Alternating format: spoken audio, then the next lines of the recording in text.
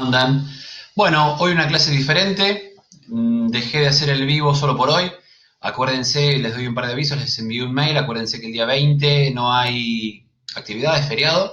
Así que nos vamos a volver a ver el día 27, con la segunda parte de esta clase de hoy. Lo que nos toca es comenzar a ver el tema de sistema óseo, en cuanto que es uno de los sistemas de protección, sostén y movimiento. Lo que va a quedar después es el sistema muscular y articular. De todo esto es que vamos a empezar a ver un poco de las funciones diferentes que tiene el hueso, porque realmente hay vastas y variadas. Uno cree muchas veces que por lo general el hueso está para sostener y proteger, y en realidad tiene muchas más funciones diversas, como por ejemplo esta que estén aquí. A mí me parece que una de las más importantes de todas es el tema de la hematopoiesis, la fábrica de células sanguíneas, ¿sí? Esto es fundamental para entenderlo, porque realmente es una de las funciones más, si se quiere, distintivas del hueso, en tanto que nos permite conocer un montón en cuanto a su composición de tejido. Ustedes recuerden que tanto el hueso, los cartílagos, la sangre, son en sí mismos el mismo tipo de tejido, que es conjuntivo, y realmente tiene algo que ver en esto.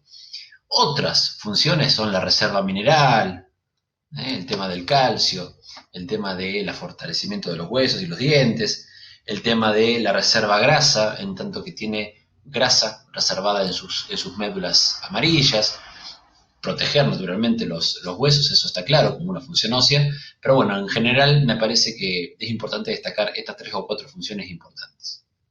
Tengamos en cuenta que todo hueso tiene dos, está muy vivo, recontra vivo, y fíjate en esta imagen cómo tiene por dentro un montón de vasos sanguíneos. Todo hueso se recubre por 2 placas o membranas conjuntivas, que son el periósteo por fuera y el endósteo por dentro, por donde discurren los vasos sanguíneos que le dan nutrición, soporte, ¿sí? Nutrimentos como glucosa y oxígeno y dióxido de carbono para quitárselo. Entonces, esta composición, y aquí vemos en esta fotografía 2 tipos de tejido óseo, de los cuales voy a hacer un poquito de mención ahora. En un hueso común, en un corte como puede ser este, vamos a ver, por ejemplo, 2 tipos de tejido óseo. Esto que vemos así, como si fuese como una esponja, se denomina justamente tejido óseo esponjoso, ¿sí? Y esto que vemos más compacto se llama tejido óseo compacto, y tienen 2 funciones distintas. Aquí, en el tejido óseo esponjoso, va a alojarse lo que se denomina la médula ósea roja, ¿sí? La MOR. Y esta médula ósea roja tiene como función principal la producción, la hematopoiesis, la producción de sangre. En tanto que el hueso compacto va más bien a la firmeza, ¿sí?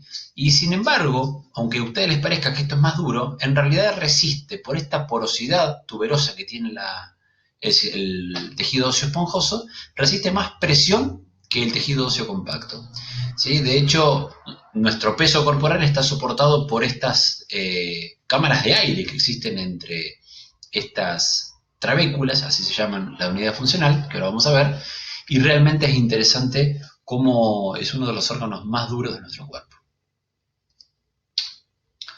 Ahí tenemos las unidades funcionales. Cuando hablamos de trabéculas, por ejemplo, ¿sí? Hacemos referencia a la unidad funcional del tejido óseo esponjoso, donde se aloja la médula ósea roja, y son estas trabéculas las unidades funcionales. También se lo llama tejido óseo meloide, ¿sí? Por si lo pueden llegar a leer así en la bibliografía.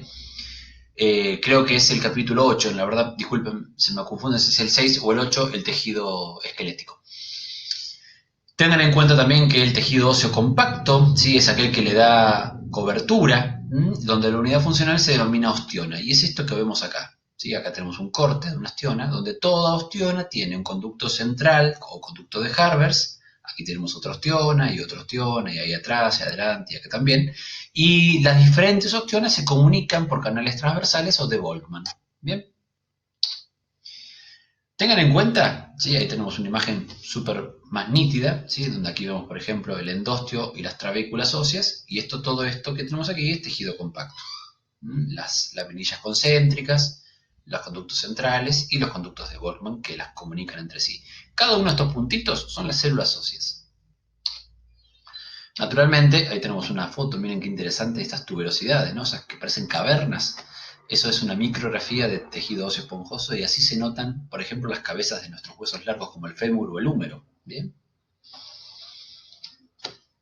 Todo hueso, como está muy vivo, tiene 2 tipos de matrices. Yo cuando les conté el tema de tejido, les dije, a ver, todo tejido tiene 3 componentes: células, matriz y fibras. Bueno, Las fibras son las de colágeno, ¿sí? Es una proteína que da estructura, que están por fuera.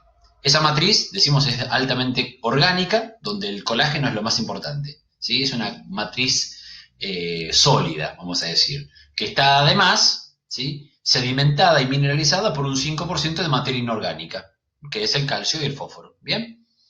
Y entonces lo que nos resta es hablar de las células. Y ahí tenemos las células. Los osteoblastos son las células inmaduras, las que producen, ¿sí?, matriz de colágeno donde se incrustan las sales de calcio.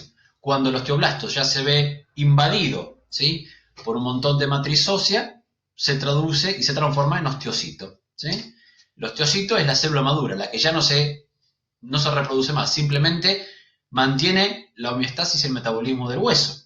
Bien, ahí tenemos esos puntos blancos que están ahí en esa imagen.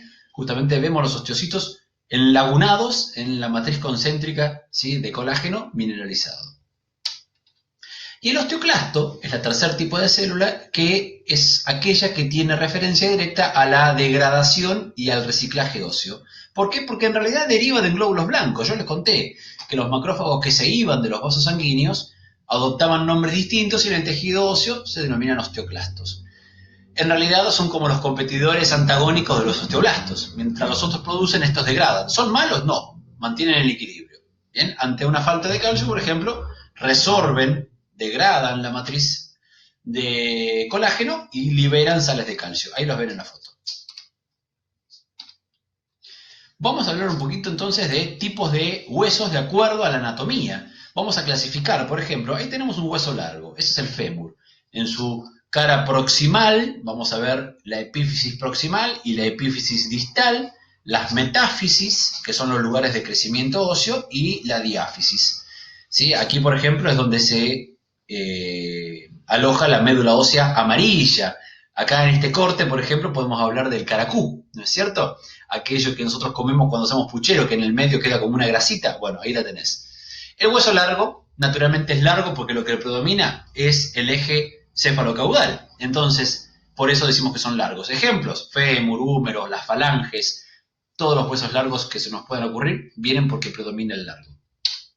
Los huesos cortos son cortos porque no predomina nadie. Fíjate esa foto, pareciera que son huesos como cuboides muchas veces. ¿Dónde están? En dos lugares particularmente. En lo que denominamos carpo o palma de la mano y en el tarso, no puedo levantar el pie, pero vendría a ser la planta del pie y el empeine. Son huesos cuboides que soportan presiones, entonces realmente tienen una cosa interesante de presión en cuanto a dónde se aloja el tejido esponjoso en el medio y superficialmente el compacto. Una cosa que no dije del largo es que las epífisis en el interior tienen médula ósea roja cubierta por compacto. ¿Bien? En los huesos planos lo que más predomina es el ancho, ni el largo ni el espesor. Y se dispone la médula ósea roja en el medio como si fuese un sándwich de jamón. Tenemos hueso compacto, hueso esponjoso, hueso compacto. Eso se denomina diploe. Bien, los huesos planos, por ejemplo, el omóplato o escápula, es lo mismo, el esternón, las costillas, los huesos del cráneo, son huesos planos, ¿sí? Y tienen una alta tasa de producción hematopoyética, son muy importantes para esa cuestión, además de la protección que brindan.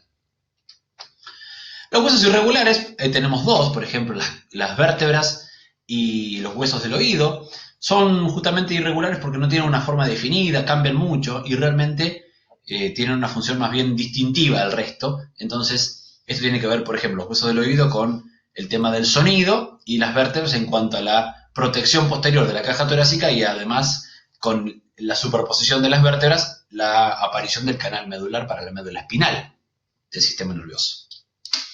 Finalmente, los huesos sesamoideos, unos huesos muy particulares o especiales por su carácter polimórfico. ¿Qué significa esto? Que pueden o no aparecer en todos los seres humanos. Eso no quiere decir que no seas seres humanos porque no tengas un hueso polimórfico, sino que en realidad es que pueden aparecer o no y sin embargo no cambian nada. La rótula, los huesos wormianos que están en la base del cráneo, por ejemplo, también tienen que ver con esta cuestión sesamoidea y polimórfica. Vamos a hablar un poquito, y ya con esto voy cerrando, la cuestión de la fisiología ósea. A ver, hasta recién hablamos de anatomía. Ahora, ¿cómo se regula la función del hueso? Mirá, particularmente con el tema del calcio. El calcio es necesario por 3 o 4 funciones metabólicas que uno cree que decir, este me está jodiendo. A ver, la coagulación sanguínea está mediada por el calcio, el impulso nervioso está mediado por el calcio,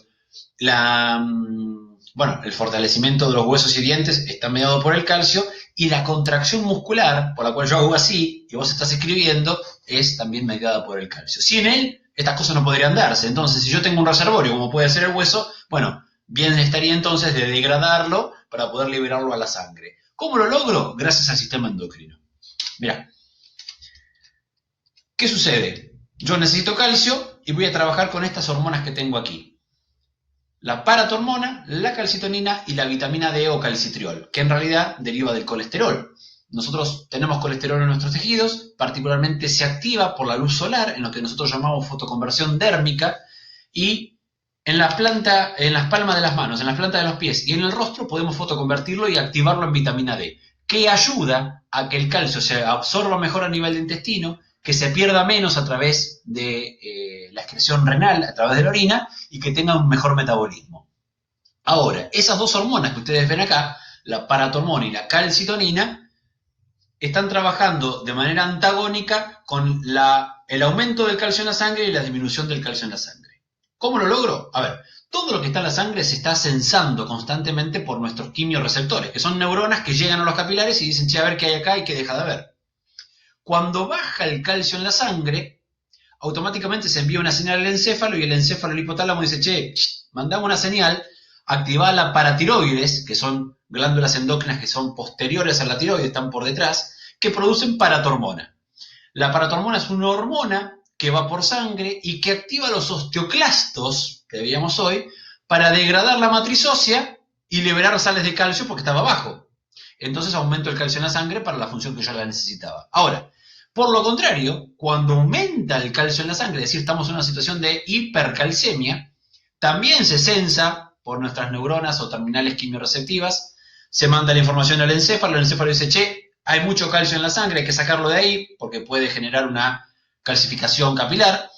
Vamos a sacarlo, se envía una señal a la tiroides y la tiroides, las células C de la tiroides producen calcitonina.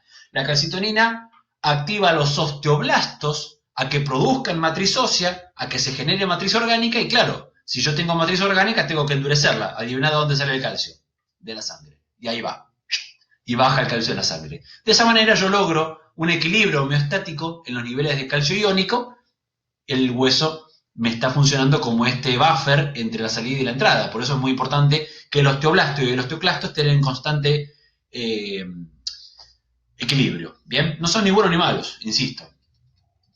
Así que bueno, un poquito de esto.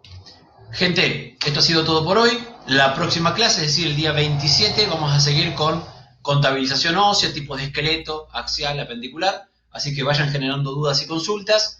Esto es anatomía y fisiología del sistema óseo. Nos vemos la próxima y que tengan un buen fin de semana.